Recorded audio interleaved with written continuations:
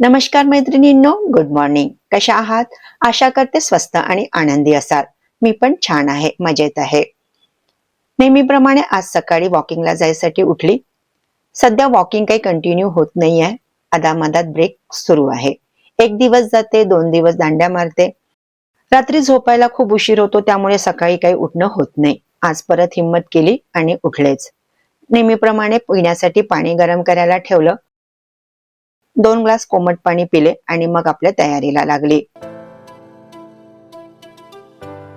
वॉकिंगचे बूट घालून घेतले.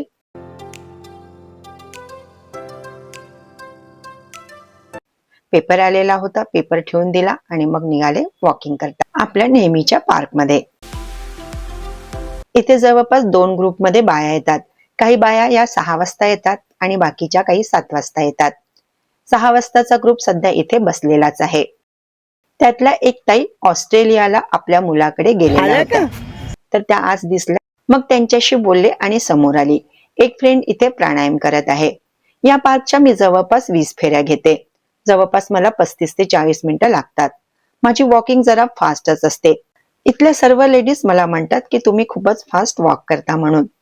आता वेट कमी करायचं म्हटलं तर वॉकिंग थोडी फास्टच पाहिजे असते. वॉकिंग झाली आणि मग मी घरी आले. घरी आल्यावर मी परत 5 ते 10 मिनिटं एक्सरसाइज करते. त्यानंतर मग मी चहा करायला ठेवला. मी मागच्या व्हिडिओमध्ये तुमच्यासोबत शेअर केलं होतं की मी इंडक्शन कुकटॉप घेतलेला आहे म्हणून. आता चहा आणि वरणाचा कुकर वगैरे मी इंडक्शन शेगडीवरच लावते. हा इंडक्शन प्रेस्टिज कंपनीचा आहे, 1600 वॅट मध्ये. आपल्याला कोणत्या प्रकारचा स्वयंपाक करायचा आहे त्यानुसार बटन सिलेक्ट करायचं आणि यावर आरामात स्वयंपाक होतो. टेम्परेचर कमी जास्त करण्यासाठी पण प्लस मायनसच्या बटन दिलेले आहे. काल मुलाने धुवायचे कपड्यांचा गठ्ठा इथे आणून ठेवून दिलेला होता. तर सगळ्यात आधी मी कपडे भिजत घालून घेतले. त्यानंतर मग मी फ्रेश झाले. मी नेहमी आधी फ्रेश होते, नंतर चहा ठेवते आणि त्यानंतर मग मी अंगणात येते. पण आज मी चहा ठेवून दिला, त्यानंतर मग फ्रेश झाले, कारण की आज मला अंगणात थोडे एक्स्ट्राचे काम करायचे होते. म्हणून म्हटलं आधी चहा वगैरे घेऊन घ्यावं, मग आरामात अंगणात येऊन काम करावं. चहा घेतला, 2 टोस्ट खाल्ले. त्यानंतर मग मी आले अंगणामध्ये. इथे मी हे एक लोखंडी स्टँड ठेवलेला आहे आणि त्यावर ह्या कुंड्या ठेवलेल्या होत्या. हिवाळ्यामध्ये पामचे झाडं आणून मी इथे लावणार होती, तर माझं काही बाहेर जाणं झालं नाही आणि झाडं काही आणल्या गेले नाही. त्यामुळे कुंड्या अजूनही तशाच आहे. पण खूप दिवसापासून म्हटलं थोडं इथे काहीतरी आपण चेंज करावं. आणि बऱ्याचशा कुंड्या मी इथे कॅरीच्या तिथे ठेवलेल्या होत्या, तर तिथे खूपच गजगज वाटायला लागलं होतं. तर म्हटलं तिथले झाडं काढून कॅरी मोकळी करावी, म्हणजे तिथे बरं वाटेल. म्हणजे ती जागा थोडी मोकळी झाली की बरी वाटेल. इथल्या जागेसाठी मला जे पायऱ्यांसारखं स्टँड येतं ते घ्यायचं होतं, पण ते पण फॅब्रिकेशन कडे जाऊन बनवून घ्यावं लागतं. त्यामुळे तिथे पण डिले होतच आहे. तर म्हटलं चला थोडा जुगाड लावावा आणि घरीच आपण पायऱ्यांसारखं हे स्टँड बनवून घ्यावं. म्हणून मी विटा ठेवून घेतल्या आणि जे जुनं लोखंडी स्टँड होतं ते ठेवून उंच करून घेतलं. त्यावर जुन्या फरशा ठेवून घेतल्या, कारण की मग पाण्यामुळे स्टँड जंगणार नाही. कुंड्या आणून त्यावर ठेवलं, पण माझ्या मनाला काही समाधान मिळतच नव्हतं. म्हणजे तिथला लुक काही मला व्यवस्थित वाटतच नव्हता. आता खालच्या पायरीसाठी मी आणखी एक स्टँड तिथे आणून बघितलं आणि त्यावर कुंड्या ठेवून बघितल्या, पण तरी मला काही समाधान वाटतच नव्हतं. मग मी परत पूर्ण कुंड्या काढल्या, ते स्टँड पण काढलं आणि माझ्याकडे एक कूलरचा जुना स्टँड होता. तो जुना स्टँड मी तिथे ठेवला आणि मागच्या बाजूला मी परत विटा ठेवून त्याच्यावर ते जुनं लोखंडी स्टँड ठेवून त्याला उंच केलं. त्यावर काही झाडं ठेवले आणि मग खालच्या भागाने काही झाडं ठेवले. तर असं वरच्या साईडनी मी ते एक पूर्ण डेकोरेशन केलं. तेव्हा कुठे मग मला ते बरं वाटायला लागलं. तुम्ही सांगा, तुम्हाला हे बरं वाटत आहे का? आणि ज्या ह्या आधीच्या कुंड्या ठेवलेल्या होत्या, त्या कुंड्या मी वरती मुलांच्या बेडरूमच्या बाल्कनीमध्ये नेऊन ठेवणार आहे. आणि आता जेव्हा शक्य होईल तितक्या लवकर मी पामचे झाडं आणून तिथे लावून घेणार. एका कुंडीमध्ये मी रोज जी घरची चहापत्ती निघते ती चहापत्ती व्यवस्थित धुवून वगैरे तिथे जमवून ठेवली होती आणि वाळवून घेतली होती. आता त्याचा खत म्हणून मी सर्व कुंड्यांमध्ये टाकून घेतला. त्यानंतर मग मी अंगणाला व्यवस्थित झाडून घेतलं. आता कुंड्या वगैरे काढल्या, त्यामुळे इथे खूप माती जमा झाली होती. तर भरपूर कचरा मग अंगणातून निघाला. कॅरी पण आता थोडी मोकळी झाली, त्यामुळे थोडं बरं वाटत आहे. इथलं हे गुलाबाचं झाड खूपच वाढलेलं होतं. समोर कुंड्या ठेवल्यामुळे ते काही दिसत नव्हतं आज कुंड्या काढल्या तर ते एकदम वाढलेल्या दिसलं, तर मग मी त्याच्या फांद्या पण छाटून घेतल्या.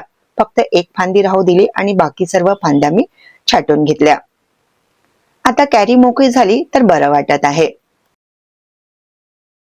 त्यानंतर मग मी झाडांना पाणी टाकून घेतलं. पण एवढं हे काम करता करता नळ पण चालला गेला.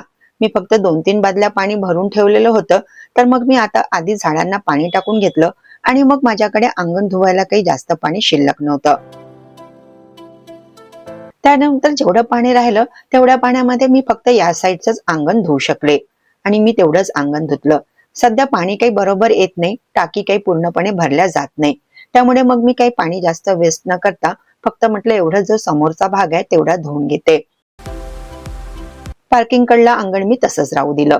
संध्याकाळी जेव्हा नळ येणार तेव्हा मग मी परत अंगण धुवून घेईल.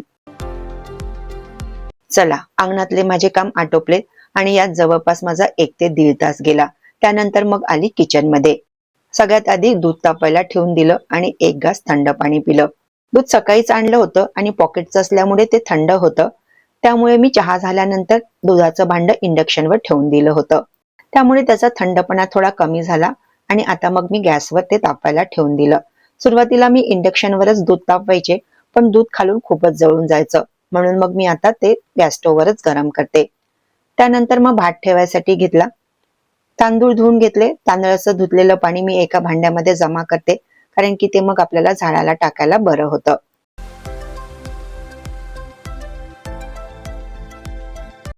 चला, माझा सर्व स्वयंपाक आटोपला. पोळ्या तेवढ्या राहिलेल्या होत्या. बस शेवटच्या माझ्या 2-3 पोळ्या बाकी आहेत. त्या झाल्या की माझा स्वयंपाक आटोपला. चला, इथे माझ्या पोळ्या करून झाल्या आणि माझा स्वयंपाक आटोपला. ओट्यावरचा पसारा वगैरे मी आवरून घेतला. गॅस स्टोव्ह थंड होतपर्यंत मला एक्स्ट्राची क्लिनिंग करून घ्यायची असते. तर आज मला क्लिनिंग करायची होती डायनिंग रूमची. प्रत्येक बुधवारी आणि रविवारी मी डायनिंग रूमची क्लिनिंग करत असते. आमचा डायनिंग रूम हा थोडा वर आहे. त्यामुळे रोज तर काही आम्ही डायनिंग टेबलवर बसून जेवत नाही. पण पाहुणे वगैरे आले तेव्हा मग आम्ही इथे जेवणाची व्यवस्था करत असतो. पण माझे मिस्टर इथे येऊन आपलं काही काम वगैरे करत असतात. डेली आपण त्याचा उपयोग करत असो किंवा नसो, पण क्लिनिंग तर ही नेहमी करावीच लागते. आठवड्यातून 2दा टेबल खुर्च्या व्यवस्थित पुसणे, डेकोरेटिव्ह आयटम व्यवस्थित पुसणे हे काम आपल्याला करावीच लागतात. तसं डायनिंग रूम मध्ये काही जास्त मी सामान ठेवलेलं नाही, म्हणजे असं काही डेकोरेटिव्ह आयटम वगैरे विशेष ठेवलेले नाही आहेत. त्यामुळे इथली क्लिनिंग तशी काही खूप मोठी नसते, लवकरच होऊन जाते. ह्या 2 शेल्फ मी इथे लावलेल्या आहेत. या मी स्वतःच तयार केलेल्या आहे आणि एक क्रॉकरी युनिट आहे. मधामध्ये जे गॅप आहे तिथे पण काही मी शोकेसच्या वस्तू ठेवलेल्या आहेत. आमचं घर कॉर्नरला असल्यामुळे घरात खूपच धूळ येते. तशी उन्हाळ्यामध्ये धूळ ही जास्तच येत असते. डेली काही आपण सर्वच वस्तूंची आणि सर्वच घराची एकदम क्लिनिंग करू नाही शकत. म्हणून छोट्या छोट्या पोर्शन मध्ये आपल्याला आपली क्लिनिंगची कामे ही करावी लागतात. तेव्हाच ती व्यवस्थित पण होतात आणि आपल्याला त्रास सुद्धा होत नाही. डेली, वीकली, मंथली कुठले क्लिनिंगचे काम करायचं आहे याचं टाइम टेबल जर तयार असेल तर आपले काम हे व्यवस्थित आणि आरामात पूर्ण होतात. आज मला टेबल, खुर्च्या आणि डेकोरेटिव्ह आयटम एवढेच क्लीन करायचे होते. क्रॉकरी युनिट आज माझ्या लिस्टमध्ये नव्हतं. डस्टिंग आणि क्लिनिंग झाली त्यानंतर मग मी झाडू लावून घेतला. ही मी एक्स्ट्राची क्लिनिंग करून घेतली. त्यानंतर मग मी खाली आली. मग डेली रुटीनचे जे काम होते ते करून घेतले. म्हणजे आपली गॅस शेगडी पुसणं, ओटा पुसणं, भांडे घासणं, खालच्या रूमच्या फरशा पुसणं ही डेली रुटीनचे कामं असतात. ती तर आपल्याला करावीच लागतात. सर्व कामं आटोपली, अंघोळ केली. मग माझी जेवणाची वेळ झाली होती. मग मी जेवण करून घेतलं. आज जेवणामध्ये मी केली होती फणसची भाजी, साधं वरण, त्यावर तडका आणि पनीर मसाल्याची भाजी. चला, या तुम्ही पण जेवण करायला. जेवण आटोपलं, लगेच मग मी माझी प्लेट धुवून घेतली. कारण की सगळे भांडे झालेले असतात, फक्त माझी एकटीचीच एक प्लेट असते नंतर. मग मी ती तशीच न टाकता लगेच हातोहात धुवून घेते. तशी माझ्याकडे बाई नाही, नंतरही मलाच धुवायची असते. तर मग ती तेव्हाच्या तेव्हा धुवून घेतली म्हणजे आपली सिंक पण क्लीन राहते. मी जवसाचं तेल आणलं होतं, ते कॅन मध्ये भरलेलं होतं. जवसाच्या तेलामुळे भांडं इतकं खराब झालं की त्याचा चिकटपणा काही निघत नाही. म्हणून हे तेलाच्या भांड्याचं झाकण मी गरम पाण्यामध्ये व्हिनेगर, लिक्विड सोप आणि बेकिंग सोडा टाकून त्यामध्ये भिजत ठेवलेलं आहे. आता जवळपास सकाळचे सर्व कामं आटोपले, पण काही कामं अजूनही आपले बाकी असतात. ते आपल्या मग ह्या दुपारच्या वेळेमध्ये कंप्लीट करावे लागतात. 1 वर्षाआधी याची मी सर्व्हिसिंग केली होती, तेव्हापासून ते व्यवस्थित चालत होते. पण 8 दिवसापासून मी बघत आहे समोरचे दोन्ही बर्नर हे व्यवस्थित काही पेटत नाही आहे. गॅस फ्लेम खूपच लो मध्ये निघत आहे. तर आज याची म्हटलं क्लिनिंग करून घ्यावी. काही कामं ही आपण स्वतः घरी करू शकतो. सर्वात आधी मी सिलेंडरचं नॉब बंद करून टाकलं. शेगडीच्या खाली इथे बघा एक छोटं नोझल असतं. त्याला खूपच बारीक छिद्र असतं. त्या छिद्रामध्ये कचरा जाऊन अडकतो आणि मग गॅस काही व्यवस्थित पेटल्या जात. तर या नोझलची क्लिनिंग आपण घरीच करू शकतो. त्यासाठी आपल्याला सेफ्टी पिन घ्यायची आहे आणि त्याला बघा या प्रकारे मोडून घ्यायचं आहे. म्हणजे आपल्याला यू आकारामध्ये ही सेफ्टी पिन वाकवून घ्यायची आहे.